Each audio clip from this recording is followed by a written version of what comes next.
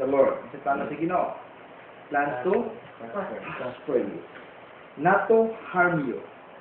Plans to give you hope and a good future. Yan. Yung plano sa Ginoo sa inyong kinabuhi. So, believe in God. Okay? Believe in God that He came to give you life. And abundant life. Yan. Again, pag siya in 3 John verse 2, I wish above all things that you may prosper and be in good health, just as your soul prospers. So, ang Ginoo, holistic. Dili lang siya puro kalag, dili lang siya puro espiritu. Nag-care po siya sa atong physical nga lawas, mga good health ta.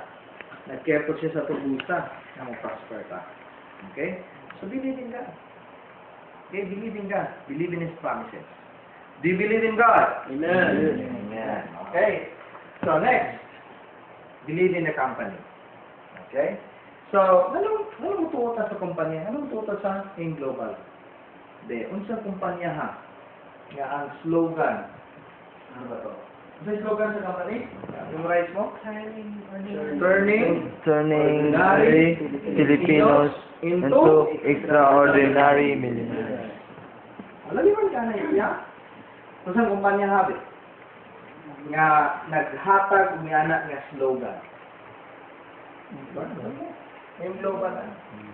Nga nag-care, milyonaryo ka, milyonaryo ka, milyonaryo ka, milyonaryo ka, milyonaryo ka. Millionaire sa tanan. Diba? Oo. Then in 6 years time, sige mo sa global, is created 600, more than 600 millionaires. So, kana siya nga statistics, grabe. Grabe. Why networking company nga mo na in global na? In 6 years time. Okay? So, unsa pa? Products. Believe in our products. Grabe atong produkto. Doon natin expect sa mga testimonies. Kami doon na testimony si Mrs. doon na testimony sa product. Kamu siguro doon na po yung mga testimonies. Diba? Mga tao na tabangan tungkol sa itong produkto. Next. Marketing plan.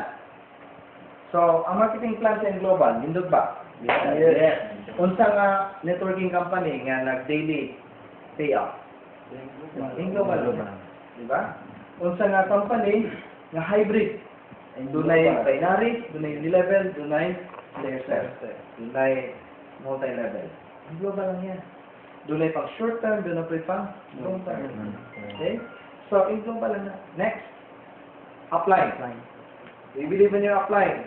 Yes. Yes. Okay. I believe may applying. Yes, I believe. Tama, di ba? So, kinahanglanon na. Kaya once wala kay believe sa upline, hindi ka mo ni upline. To be honest, sana sa akong mga failure sa nagsugod ko sa global. Kaya akong upline, subukan na mo sa una.